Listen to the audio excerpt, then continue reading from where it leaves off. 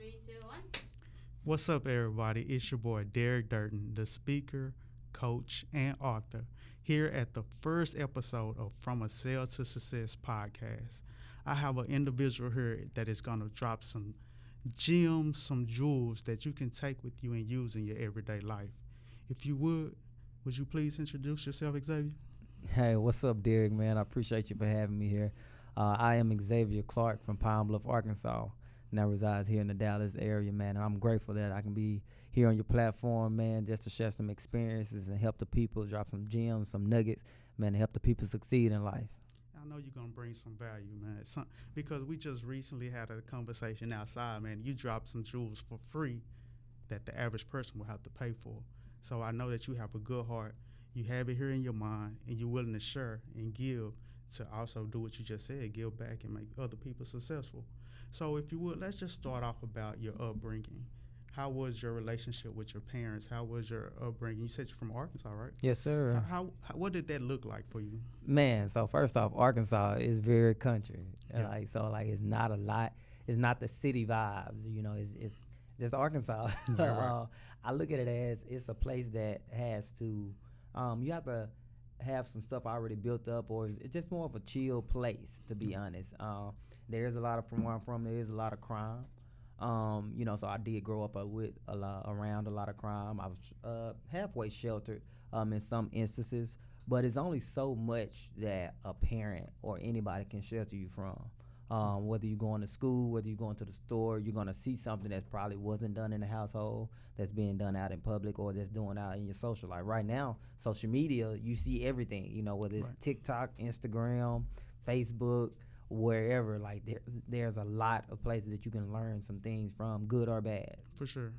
And so you say it's country. It's not really much going on. So were you raised by your parents, your grandparents? What did that look like? So to be honest, so my mom gave me up at 4 months old. Whoa. Just stay there for a second. At what age? 4 months. Okay.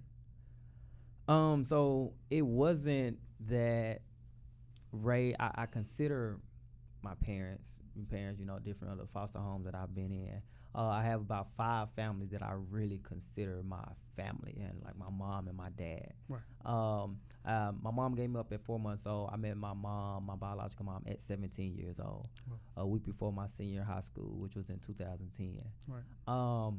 I met her later on down the line. Ended up meeting my biological father about 8 years ago. Right. Here in Dallas, and that's how I ended up here in Dallas. Ended up getting in some trouble and then getting out and wanting a better start. Right. And so I ended up asking him, hey man, I wanted a different scenery. So that's how I ended up here in Dallas. So the upbringing it's a lot of stories. Right. It's a lot, Right. So like when you've been bounced around from home to home, you learn things from different people, whether it's good or bad, Sure. So one of the best things that I did learn was how to be a father without having a father, because I knew how it feels to not have it. For sure. So now with me having the kids that I have, my 12-year-old and my 13-year-old sons, I know what I don't want them to feel. For sure. So my upbringing was different from a lot of people. So I did experience a lot. It wasn't all bad, but it definitely wasn't all good either. Dealt with some mental abuse, physical abuse, emotional abuse, identity crisis, For I sure. would say, suicidal thoughts. I've been in a psychiatric hospital.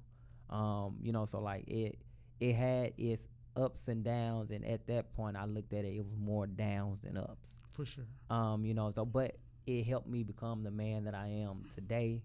I'm grateful for it because everything was a part of my process. And as I began to think on processes, looking back at those hurtful moments, like, yeah, it hurted to look at a piece of paper from the school and say, dear parent or guardian. I was so in tune and understanding, like, man, like, I don't have a parent, so I focus on guardian. And it was little small things like that triggered me, Right. in a sense, to be like, dang, like, nobody really cares. Really, like, I didn't know, so I wouldn't say it was all good. It wasn't all bad, though. For sure. So. For sure. Just to build and share a little bit about my story too. My parents wasn't actually in my life as a child either, so I can relate to the quote unquote abandonment, the neglect that people who grow up without their parents feel. You know, it's a part of our identity. To know who your father is to also know a part of who you are. And without knowing that, you grow up with a piece of yourself missing.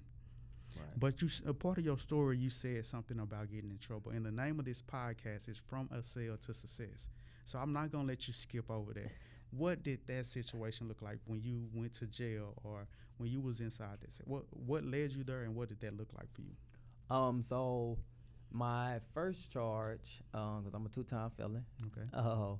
So my first charge was basically a drug charge. It was furnishing prohibited articles. So I was actually working as a CO at the Arkansas State Prison. Okay. And I wasn't your average CO. For sure. My biological, my oldest brother is locked up in prison. My brother right under that is in and out of prison. Then there's me. Then I have a baby brother, or a brother that was killed in 2014, and I have a little sister. And then I have a baby brother that just got released from federal custody last year. Right. And it kind of just to tie back into my childhood, looking at that, I'm seeing the pattern. I'm seeing things that happen. Mm-hmm. So when I did meet my mom, my oldest brother was already in prison, started learning more about my family, and looked at it and seen that had she kept me, I probably would have been patterned after my older brothers. Right, for sure. Or when my brother got killed in 2014, I probably would have been there wanting revenge or retaliation. Or when my baby brother just got released from federal custody, I probably would have been an accessory. I probably would have been somewhere nearby. So I felt God allowed me to be the drop baby at that point because I was the chosen one. And recognizing, knowing, and seeing that now, like, again, it was that process. Like, I had to go through that process in order to see. And it's just like in the Bible, when the 3 Hebrew boys went in the fiery furnace, it wasn't for them, it was for the king to see. So oftentimes we think about and we see things that we're going through or that we've been through, and we think it's about us, but it's really to help somebody else. It's really to give that push and for you to go through it so that you can be the testimony, so that you can be the overcomer and the achiever, to show that if I went through this, you can do it too. Or even more so, I went through this for you. You know what I'm saying? So that you don't have to go through it. So like with this being the Facts podcast, a lot of times I feel like people go through things, and from whether it's in a cell, and they think that they have to figure it out on their own, or that, you know, it's a dead end. It's an end of the road once you get in that cell. Again, my first charge was working at the Department of Correction in Arkansas, and it's crazy because you get warned about, like, hey, like, look out for the people who want you to do this and who want you to do that. The inmates are slick talkers. That was the thing. You know, watch out. They smooth with their words or whatever. So I've always been a strong-minded individual. So I was never worried about that at all, being persuaded. I was always the persuader. I'm persuading people to do other things. Right. So when I did get the job at the Arkansas Department of Corrections, I went in looking for trouble. I would say, Sure. like, I wanted finance. I wanted money, and so I went in looking like, hey, look, who needs something? Right, for sure. Who needs some? And so, like, long story short, ended up having a full blown operation, going on, getting different people involved in different things, having different ways. Got jammed up because I got into it with an inmate. And he told on me, basically. And that was the one out of the 4 or 5 times that I got caught. Right. Because I was always the one that I wanted to be at the top. So I didn't get my hands I was just kind of like the brains behind operations. And right. like, I don't know. I like it. For sure. But so I ended up getting jammed up, got to court. They was facing me. I was getting faced with some time. And the assistant warden actually came to testify against me because it was a big thing. And they wanted to make an example out of me.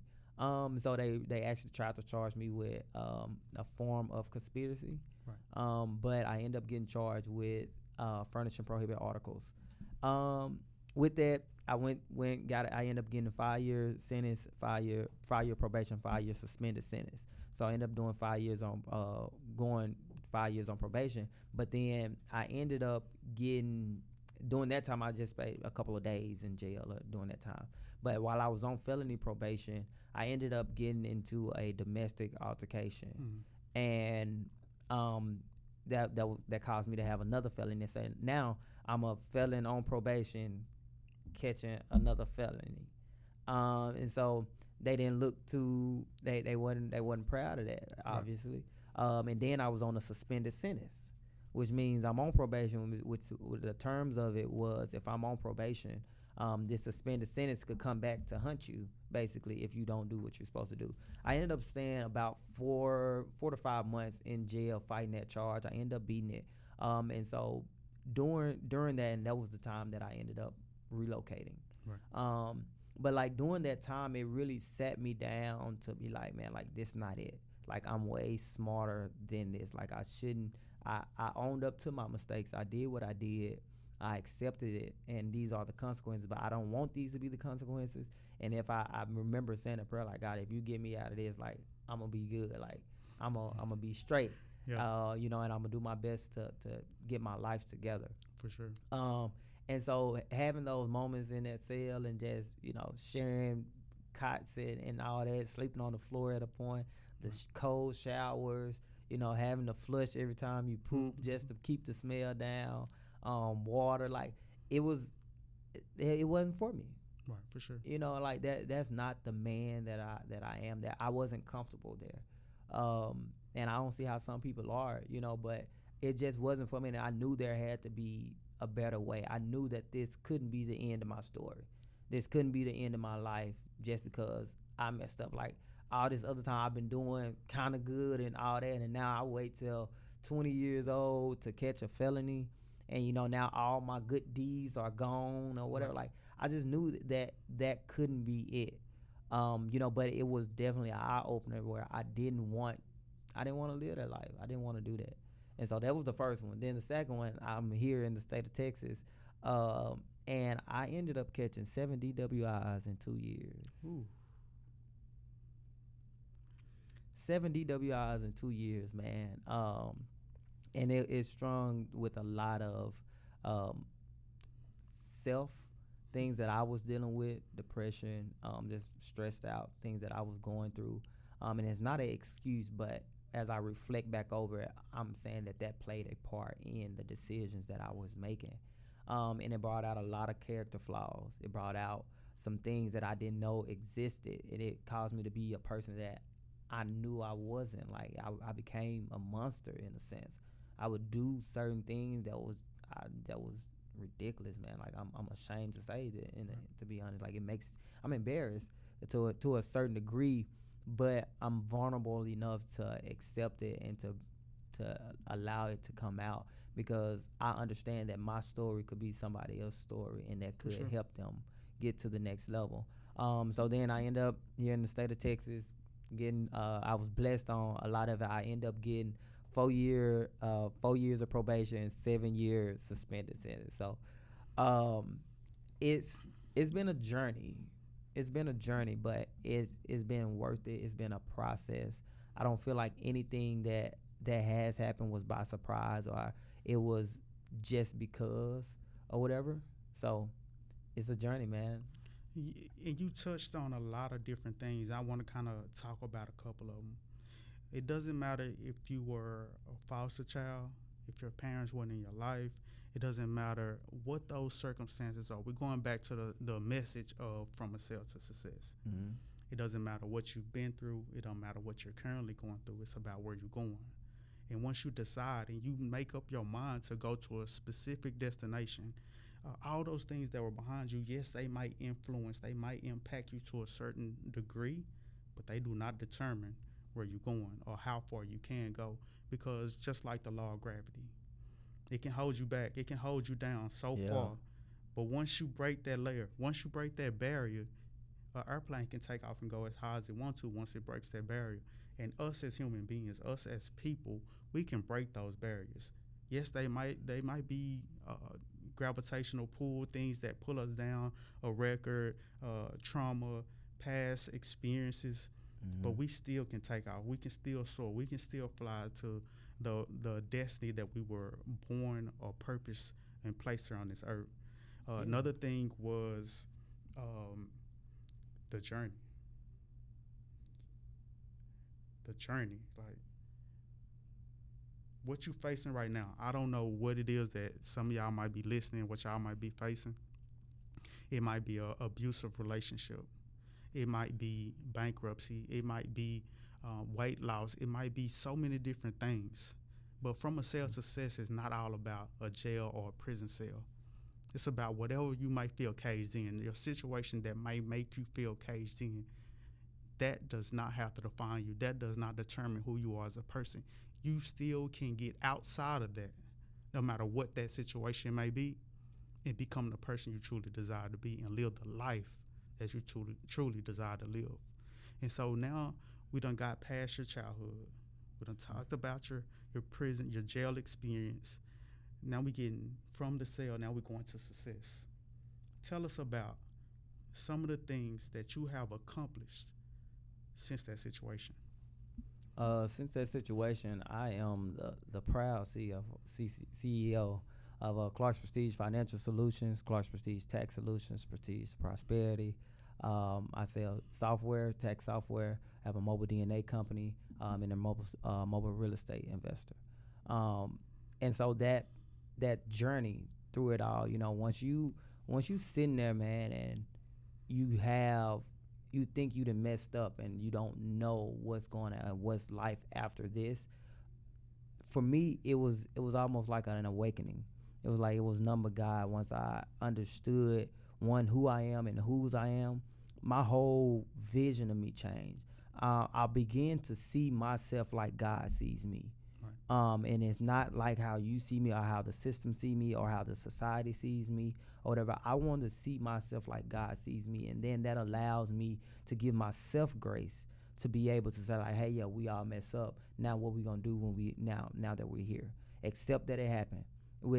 I can't go back and change it. Whatever mistake that was made, whatever felony that I was caught, whatever misdemeanor that was there, whatever times that I said I was going on a weight loss journey and I still ate the fried chicken, it happened. Right. Now, how do we move forward? And my mentality is where it starts for me. My mentality and my spirituality. Once being able to know that, hey, like, you can make it past this. Like, this is not your destiny. Just because you're right here, right now, doesn't mean that this is where you shall be for the rest of your life. Then it changes. Once I tapped into more of my spirituality, talking to God every day.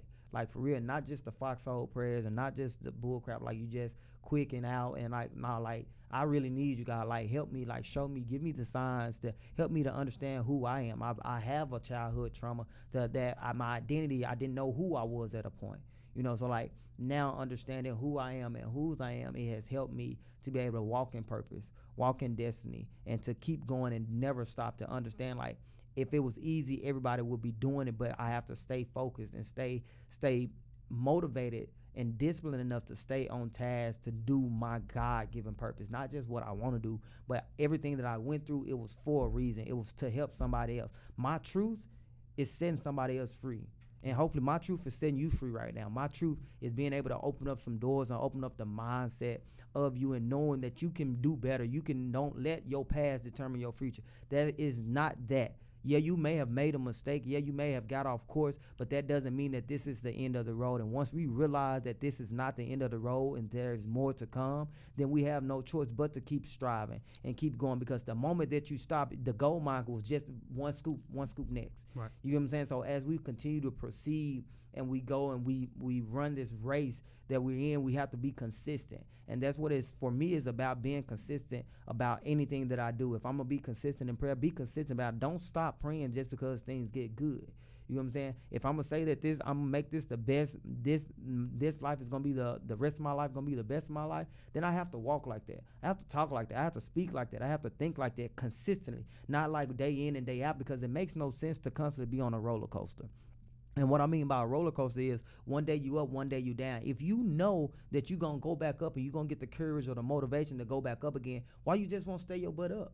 Right. You get what I'm saying? What does it take for you to stay up? What does it take for you to stay motivated? Is it listening to someone? Is it talking to someone? Is it writing something down? Is it working out? Is it sitting in the woods? What is it that makes you get into that place to where you're consistently doing the same thing, which is waking up motivated? Each and every day I'm not always motivated, but I'm disciplined enough to keep doing what I'm supposed to be doing, to keep doing my purpose. You get what I'm saying? Because every day I wake up, I don't want to go do a tax return or go do some credit or go to do this podcast or go do this thing or go do this speaking engagement. I may not want to. My body may not want me to or allow me to, but my discipline makes me. My discipline is always going to override my motivation. You know, so like motivation is good for the people, and it may be good for you as a start, but we have to get, as a people, get disciplined in what we're supposed to be doing. And because discipline, if your body is conditioned to wake up at 3 o'clock in the morning or 4 o'clock in the morning,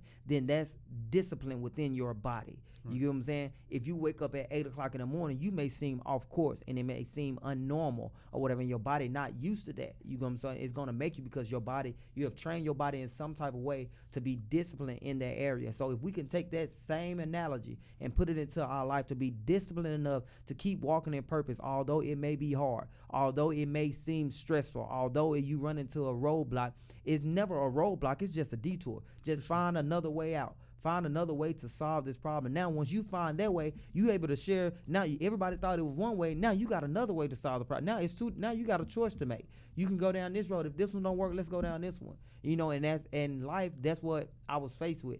Me going in foster care wasn't I had no control over that. You get what I'm saying? Right. Me having childhood trauma, I had no control over that. But what I did have control over was that felony mistake that I made, or that lesson that I learned right there. What I did have control over was me drinking. You get what I'm saying? I had control of it. I made choices at that point. Right. And I made the choices to do the things that I did, and now I have to serve the consequences for it, but understand while serving these consequences, then I can still do great things. I'll still be a great man of God. I'll still continue to motivate the city. I'll continue to tell my story to help somebody else, because again, my story is setting somebody free, and I don't know who it is or where it is, but I know as I continue to travel the world and do the things that I do, then my story will continue to set people free. That it's facts. There is from sale to success. You know, there is, I wrote this as a status the other day. I said, there is purpose in your pain. For sure. So if that sale has you in pain or whatever, it's purpose within it somewhere. We just got to tap into it. And whether it's tapping in with somebody or for somebody, whatever it is, we just got to tap into it. But it's purpose. It was purpose for me to be in that sale. For sure. It was purposeful. You get what I'm saying? Because it was a part of my journey. It was a part of my process. Oh yeah, you gave him a lot at one time, man. Man, I'm sorry, I get heated, man. You I'm started ready. preaching. Wow, you gotta wipe your sweat up off before you with your napkin. And so, you briefly talked about some of the things you do. Mm-hmm. We was just outside. You was giving this young man some advice, but also there's two things I want you to talk about real quick. Yeah, one, because I'm a mental health first responder. What is the key to mental health in those tough situations? And then once you get through with that, kind of go into what you do as far as taxes, credit, as far as financial literacy, and take us into that. Okay. First off, mental health is major, especially with men, because we feel like society makes it seem like we shouldn't have nobody to run to or nobody to help us. So I'm a big advocate for therapy and counseling, whether it helps with childhood trauma or your current situations, whatever it is. Your mentality, making sure that your mind is ready. And for me, that goes into my spirituality, like, because God protect my mind. For sure. You know what I'm saying? I've always felt like my mind was being attacked in so many ways, because looking at it now, like, my mind constantly works. I'm constantly thinking of stuff, things, constantly falling in place, but if my mind goes, then I'm out of there. It doesn't matter the businesses that I built. You know what I'm saying? It doesn't matter all these things if I lose my mind. So being able to have a system into knowing when it's time to reset, when it's time to bag back, when it's time to say, hey, look, this is too much on my plate or whatever, and say, like, hey, it's time for me to focus on me and I need to get my mental right or whatever, like, that's important to me. like in being able to be emotionally intelligent enough to be able to feel and know you more than anybody else know you, and being able to be honest with yourself to say like, hey, yeah, I'm not ready for that. That's too big of a project for me. That's too much to put in my brain right now. I can't do that until I clear this other stuff out, and so that helps me. Prayer, writing things down, listening to motivational speakers, listening to podcasts. Those things help me because I'm able to see things from different perspectives. At 32 years old, man, I take pride in listening to my elders. You get what I'm saying? Because they have something that can help me. And it may not be the exact story, but it's the principles of these stories, the principles of mental health, making sure that your mind is together and you're thinking properly so that you can make the proper decisions. They help me in my business, being able, again, I do taxes. I have a tax office. I help people build tax offices. I help people build teams. I do individual tax returns, S-Corp returns, C-Corp returns, whatever taxes you need, nonprofit, whatever we need there. And that ran over to my credit business. I fix credit. I have a credit repair company. I help people build credit repair companies. And then I have a funding company, which is helping people be able to access the funds so that they can go out and live their dreams or go into investments. And the main goal of my companies is to break generational poverty and build generational wealth. That's major to me, to be able to break the generational poverty cycle and build generational wealth. And it has to start with someone. So that's why I got into the financial realm, because a man told me I was out there trying to be in the streets and doing this and doing that. And he said, like, why you doing this? I'm like, for money. He said, what you know about money? I said, go get it. I'm a hustler. I'm a grind. I know how to make it work. He said, you can't play a game you don't know the rules to. When he told me I can't play a game I don't know rules to, it hit me. And I looked and I thought, I'm like, man, look, you can play Uno, you don't know the rules. And I got to think about Uno. I'm like, nah, if you don't know if the colors go with the colors and the numbers go with the numbers, you can't win. Like, right. You got to know the rules. And oftentimes we try to play the money game and we don't know the money rules. So spreading financial literacy is important to me, because finances help you move and navigate where you want to go and how you want to go. If you can't do it with just nothing, let's be honest here. So like that's what I take pride in, is my baby, and helping people and tying my story into what I do now, how I help out. Like, it makes perfect sense. Me being a felon, I don't work a job. I'm a full-time entrepreneur, not asking nobody for a job, and teaching financial literacy. Like, that's it. Like, a lot of people, honestly, between the mental health and the finances, when people get from out that cell and try to get adjusted into society again, those are the two main things that we struggle with. For sure.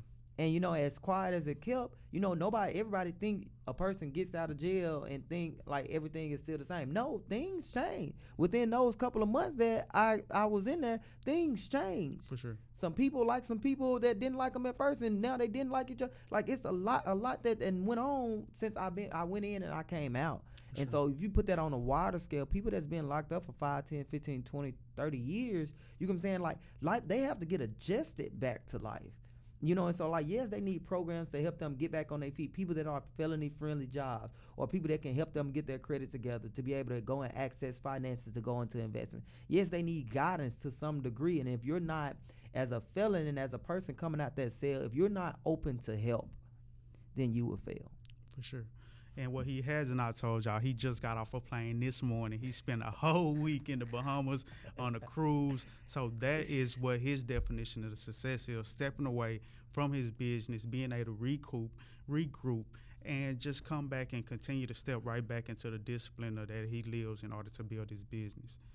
For all the individuals who heard your story, want to connect with you, might want to do business with you as far as credit, as far as taxes, maybe they want you to teach them something, how can they reach you? They can reach me directly on Facebook at Xavier Clark, XavierClark. Instagram, Clark's Prestige Financial Solutions. TikTok, Clark's Prestige Financial. And you can call my number, 682-362-5885. 682-362-5885. I'm so down to earth. Like, that's my number I got in my pocket right now. You call me, let me know where I can help, how I can help, and how we can get things started. If I don't know where you are, I can't help you. I can't help you get to where you need to be. So That's the personal business line there. So Right. if you need anything, just call me. Follow me on Facebook. You can hit the links, or he'll have it drop down there. Like, just get me. Let's do it. For sure, for sure. I need you to drop them with one last word. What is your message? What is it that you would want them to know as we close out this podcast? If I had to close with one word, I would say ambitious. Be ambitious. Bring that dog up out of you. You know, you got it in you. Bring that lion out of you. You know, show that you really who you say you are. Show that, or who you want to be. Like, it's time to stop faking the funk. Like, be ambitious and go through the process of what it takes to get you to that level. Don't stop just because you run into a roadblock. Whatever you say is hard, gonna be hard. And whatever you say easy is gonna be easy. And so I say everything now is easy because I look at it from a different lens. Man, if I'm going in saying it's easy, I know it's gonna be some things to stop me that's right there to try to stop me, but it don't mean I'll let it stop me. It's when I get to it, I expected that. So now let's figure it out and let's keep going. Now life begins to move easy because I'm ambitious, because I got a point to prove, not to nobody else, but to myself. I have to hold myself accountable, and so I'm ambitious about my business. I'm ambitious about my growth. I'm ambitious about my spirituality, because I want to be the best version of me that I can. And I haven't seen that yet, because I haven't seen it yet, and I want to see it. So I'm eager to see it, but I know I got to keep putting in that work on all different levels. So be ambitious. You know, be courageous. You know, what do you have to lose at this point? That's what I look at, and like, what you got to lose? You don't have anything to lose. Just bet on yourself. Be ambitious and go for it. Tap in with who you need to tap into, because there are still good people out here. It may be hard to believe it, but there are still good people out here that want to help you and see you get to the next level. It's all about you tapping in. So what you gonna do? That's it, man. For sure, for sure. This is a great example of from a sale to success. I want to thank you for coming on the podcast, sharing your valuable information, sharing your experience, giving the people jewels that they can use, tools that they can have in their tool belt in order to succeed into life, from a sale to success, no matter what that sale may be. So I want to thank all the listeners and watchers here. I want to say thank you for your time. Thank you for your consideration. Have a great night. From a sale to success is out. Let's get it.